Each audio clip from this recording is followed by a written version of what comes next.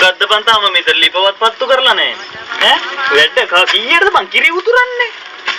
අනේ ලොකෝ අයියේ සුදු සරම ගහලා හිටියට වගකීමෙන් ඔයාලා කිසි වැඩක් කරන්නේ නැහැ අපි මෙන්න බෑ මෙතන වැඩක් පොලක් කරන්න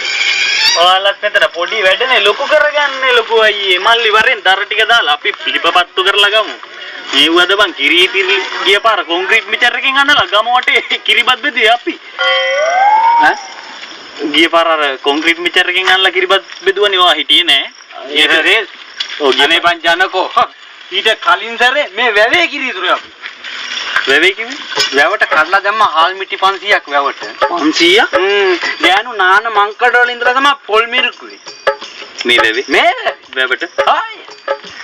එතකොට දැන් කියේ බන්ට් එක හාරලා ලිපෝ වගේ හදලා වැවට යටින් ඉන්දර දාලා වැව රත් කරා කියලා බූරුවෝ වැව් පිටියේ කැලේට ගිනි තිබ්බ වැව රත් වෙන්න අය 24න් කිරිබක් කෑව අපි එතකොට කිරි ඉතුරුේ කොහෙන්ද වානේ නුයි වැව් බැම්මෙනු මේ වැව් බැම්මෙන් කිරි ඉතුරුවා ගමටම කිරි ඉතුරුවා